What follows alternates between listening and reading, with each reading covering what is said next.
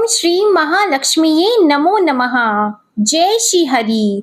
आप सभी को अक्षय तृतीया की हार्दिक शुभकामनाएं। अक्षय का अर्थ होता है जो कभी खत्म न हो, और इसलिए ऐसा कहा जाता है कि अक्षय तृतीया वह तिथि है, वह शुभ दिन है जिसमें सौभाग्य और शुभ फल का कभी भी क्षय नहीं होता। इस दिन होने वाले सभी काम मनुष्य के जीवन को कभी ना खत्म होने वाले शुभ फल प्रदान करते हैं। इसलिए माना जाता है कि इस दिन मनुष्य जितने भी पुण्य कर्म और दान आदि कार्य करता है उसे उसका शुभ फल कई गुना होकर मिलता है, और इसका प्रभाव भी कभी खत्म नहीं होता। आज की इस वीडियो में मैं वामिका आपको सुनाऊंगी अक्षय तृतीया के दिन सुनी जाने वाली कथा प्रारंभ करने से पहले हम जान लेते हैं अक्षय तृतीया के दिन की महिमा का वर्णन। अक्षय तृतीया के दिन से ही सतयुग और त्रेता युग का आरंभ हुआ था। सृष्टि के रचयिता श्री ब्रह्मा जी के पुत्र अक्षय कुमार का अवतरण भी इसी दिन हुआ था। इस दिन माता अन्नपूर्णा का जन्म भी हुआ था। महर्षि परशुराम जी की जयंती भी इसी दिन होती है। भागीरथी माँ गंगा का अवतरण भी अक्षय तृतीया के दिन हुआ था। धन के देवता श्री कुबेर जी को इसी दिन खजाना मिला था। भगवान श्री कृष्ण के बचपन के मित्र सुदामा का मिलन भी इसी दिन होना एक शुभ संकेत है। महाभारत काल में जब दुर्योधन ने द्रौपदी का चीरहरण किया था तो उस दिन अक्षय तृतीया थी, और भगवान श्री कृष्ण ने द्रौपदी की पुकार सुनकर उनकी रक्षा की थी। चारों धाम की यात्रा का मुख्य स्थल श्री बद्रीनाथ मंदिर के कपाट भी अक्षय तृतीया को ही खुलते हैं। इसी दिन भक्तों को वृंदावन के श्री बांके बिहारी मंदिर के चरणों के दर्शन भी कराए जाते हैं। मान्यता है कि इसी दिन महर्षि वेद व्यास जी ने महाभारत को लिखना शुरू किया था, और यह भी मान्यता है कि आज के दिन ही भगवान नर नारायण ने भी अवतार धारण किया था। महाभारत काल के अनुसार इसी दिन भगवान श्री कृष्ण ने वनवास के समय पांडवों को अक्षय पात्र भी भेंट किया था। अक्षय पात्र कभी भी खाली नहीं रहता, यह हमेशा अन्न से भरा रहता है, जिससे पांडवों को सदा अन्न की प्राप्ति होती रहती है। अक्षय तृतीया के दिन ही भगवान भोलेनाथ जी ने माता लक्ष्मी जी के साथ कुबेर देवता की पूजा करने का ज्ञान भी दिया था, जिसके बाद से आज तक अक्षय तृतीया के पावन दिन पर माता लक्ष्मी जी और भगवान कुबेर जी की पूजा की परंपरा चली आ रही है। अब सुनिए अक्षय तृतीया की कथा। अक्षय तृतीया की कथा के अनुसार प्राचीन काल में एक धर्मदास नामक वैश्य था। धर्मदास अपने परिवार के साथ एक छोटे से गांव में रहता था। वह बहुत ही गरीब था।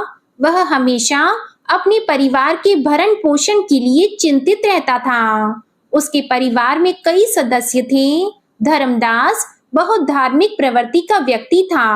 उसका सदाचार तथा देव एवं ब्राह्मणों के प्रति उसकी श्रद्धा अत्यधिक प्रसिद्ध थी। अक्षय तृतीया व्रत के महात्म्य को सुनने के बाद उसने अक्षय तृतीया पर्व के आने पर सुबह जल्दी उठकर गंगा में स्नान करके विधि पूर्वक देवी देवताओं की पूजा की। व्रत के दिन सामर्थ्य के अनुसार जल से भरे घड़े, पंखे, जौ, सत्तू, चावल, नमक, गेहूं, गुड़, घी, दही, सोना तथा वस्त्र आदि वस्तुएं भगवान के चरणों में रखकर उसने ब्राह्मणों को अर्पित की। यह सब दान देकर धर्मदास के परिवार वाले तथा उसकी पत्नी ने उसे रोकने की कोशिश की। उन्होंने कहा कि अगर धर्मदास इतना सब कुछ दान में दे देगा तो उसके परिवार का पालन पोषण कैसे होगा। फिर भी धर्मदास अपने दान और पुण्य कर्म से विचलित नहीं हुआ। उसने ब्राह्मणों को कई प्रकार का दान दिया। उसके जीवन में जब भी अक्षय तृतीया का पावन पर्व आया, प्रत्येक बार धर्मदास ने विधि से इस दिन पूजा एवं दान आदि का कर्म किया। अनेक रोगों से ग्रस्त तथा वृद्ध होने के उपरांत भी उसने उपवास करके धर्म कर्म और दान पुण्य किया। यही वैश्य दूसरे अगले जन्म में कुशावती का राजा हुआ। मान्यता है कि अक्षय तृतीया के दिन किए गए दान पुण्य और पूजन के कारण वह अपने अगले जन्म में बहुत धनी और प्रतापी राजा बना। वह इतना धनी और प्रतापी राजा था कि त्रिदेव तक उसके दरबार में अक्षय तृतीया के दिन ब्राह्मण का वेश धारण करके उसके महायज्ञ में शामिल होते थे। अपनी श्रद्धा और भक्ति का उसे कभी घमंड नहीं हुआ। वह प्रतापी राजा महान एवं वैभवशाली होने के बावजूद भी धर्म मार्ग से कभी भी विचलित नहीं हुआ। माना जाता है कि यही राजा आगे के जन्मों में भारत के प्रसिद्ध सम्राट चंद्रगुप्त के रूप में पैदा हुए थे। जैसे भगवान ने धर्मदास पर अपनी कृपा की, वैसी ही जो भी व्यक्ति इस अक्षय तृतीया की कथा का महत्व सुनता है और विधि विधान से पूजा और दान आदि करता है, उसे अक्षय पुण्य एवं यश की प्राप्ति होती है। अब आप सुनिए अन्नपूर्णा माता की कथा। एक समय की बात है, काशी निवासी धनंजय की पत्नी का नाम सुलक्षणा था। उसे अन्य सब सुख प्राप्त थे, केवल निर्धनता ही उसके दुख का कारण था। ये दुख उसे हर समय सताता रहता था। एक दिन सुलक्षणा अपने पति से बोली, स्वामी आप कुछ उद्यम करो तो काम चले। इस प्रकार कब तक काम चलेगा? सुलक्षणा की बात धनंजय के मन में बैठ गई और वह उसी दिन विश्वनाथ शंकर जी को प्रसन्न करने के लिए बैठ गया और कहने लगा, हे देवाधिदेव विश्वेश्वर, मुझे पूजा पाठ कुछ नहीं आता, केवल तुम्हारे भरोसे बैठा हूँ।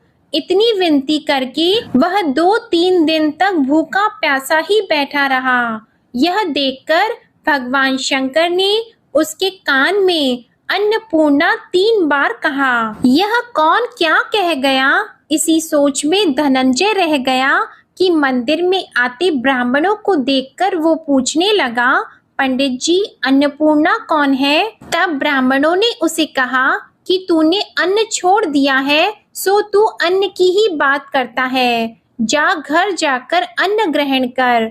धनंजय घर गया और अपनी पत्नी से सारी बात कही तो वो बोली, आप चिंता मत करो, स्वयं शंकर जी ने इस मंत्र को दिया है, वे स्वयं ही इस मंत्र का खुलासा करेंगे। आप फिर जाकर उनकी आराधना करो। धनंजय फिर से जैसा का तैसा पूजा में बैठ गया। रात्रि में शंकर जी ने उसे आज्ञा दी और कहा कि तू पूर्व दिशा में चला जा। वह अन्नपूर्णा का नाम जपते हुए और रास्ते में फल खाते हुए झरनों का पानी पीता जाता और इस प्रकार कितने ही दिनों तक धनंजय चलता गया। वहां उसे चांदी सी चमकती वन की शोभा देखने में आई और उसे सुंदर सरोवर भी दिखा। उसके किनारे कितनी ही अप्सराएं आई झुंड बनाए बैठी थी। एक कथा कहती थी और सब माँ अन्नपूर्णा इस प्रकार बार बार नाम जपती थी। यह अगहन मास की उजाली रात्रि थी और आज से ही व्रत का आरंभ था। जिस शब्द की खोज में धनंजय निकला था वह उसे वहां सुनने को मिला। धनंजय ने उन देवियों के पास जाकर पूछा कि हे देवियों, आप यह क्या करती हो? तब उन सब ने कहा कि हम सब माँ अन्नपूर्णा का व्रत करती हैं। पूजा क्या होता है, ये किसी ने किया है? इसे कब किया जाता है, कैसे किया जाता है और इसकी विधि क्या है? मुझसे भी कहो। वे कहने लगी, इस व्रत को हर कोई कर सकता है। 21 दिन के लिए 21 गांठ का सूत लेना चाहिए। 21 दिन अगर न बने तो एक दिन उपवास करें। ये भी न बने तो केवल कथा सुनकर प्रसाद लें। निराहार रहकर कथा को सुने। कथा सुनाने वाला अगर कोई भी ना मिले तो पीपल के पत्तों को रखकर सुपारी या घृत कुमारी को सामने रखकर दीपक को साक्षी करके सूर्य, गाय, तुलसी या महादेव हो बिना कथा सुने मुख में दाना न डाले। यदि भूल से कुछ पड़ भी जाए तो एक दिन फिर से उपवास करें। व्रत के दिन बिल्कुल भी क्रोध ना करें और झूठ ना बोलें। धनंजय बोला, इस व्रत के करने से क्या होगा? वे कहने लगी, इसके करने से अंधों को नेत्र मिले, लूलों को हाथ मिले, निर्धन के घर धन आए, बांझन को संतान मिले, मूर्ख को वित्तीय आय मिले। जो जिस कामना से व्रत करे, माँ उसकी इच्छा पूरी करती है। वह कहने लगा, बहनों, मेरे भी धन नहीं है, विद्या नहीं है, कुछ भी तो नहीं है। मैं तो दुखिया ब्राह्मण हूँ, मुझे इस व्रत का सूत दोगी? तब उन्होंने कहा, हाँ भाई, तेरा कल्याण हो, मैं तुझे सूत देती हूँ। इस व्रत का मंगल सूत्र लो। धनंजय ने व्रत किया। व्रत पूरा हुआ तभी सरोवर में से 21 खंड की स्वर्ण सीढ़ी हीरा मोती जड़ी हुई प्रकट हुई। धनंजय जय अन्नपूर्णा माँ कहता जाता इस प्रकार वह कितनी ही सीढ़ियां उतर गया तो देखा कि करोड़ों सूर्य से प्रकाश माँ अन्नपूर्णा का मंदिर है।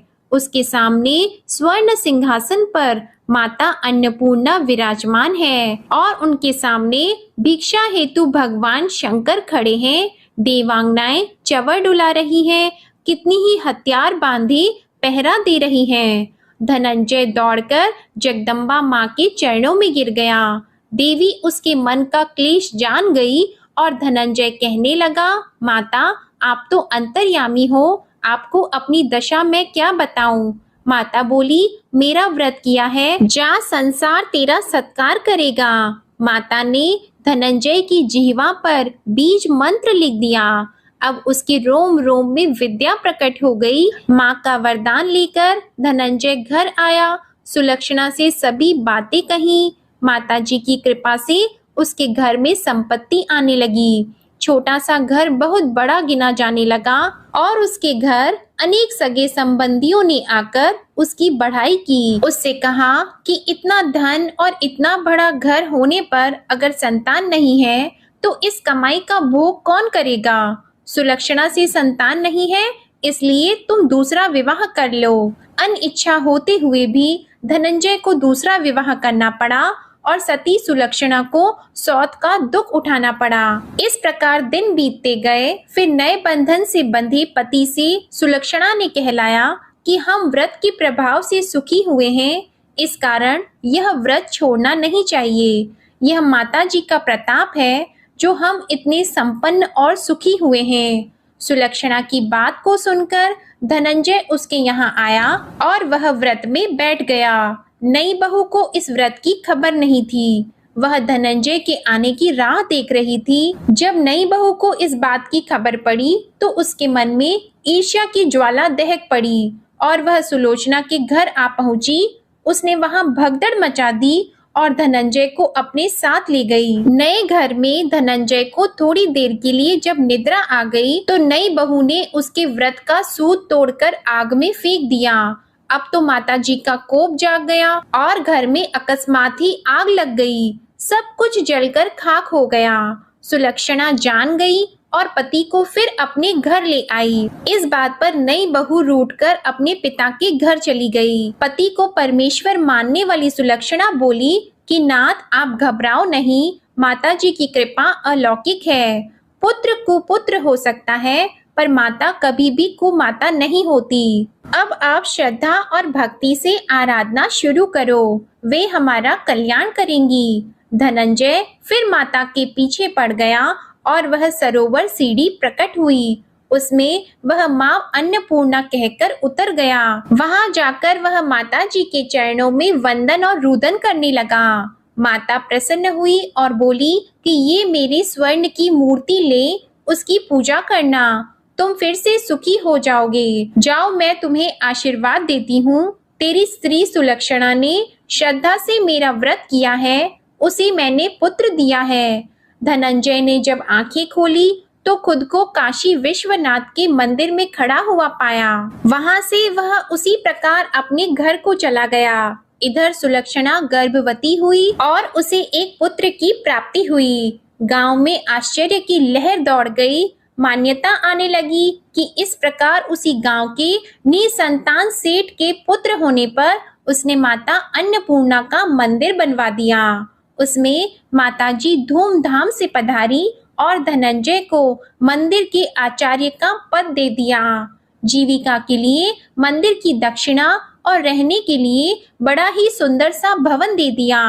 धनंजय अपनी स्त्री और पुत्र के सहित वहां रहने लगा। माताजी के चढ़ावे में उसकी भरपूर आमदनी होने लगी। उधर नई बहू के पिता के घर डाका पड़ गया और उनका सब कुछ लुट गया। वे भीख मांगकर पेट भरने लगे। जब सुलक्षणा को इस बात का पता लगा तो उसने उन्हें बुलावा भेजा।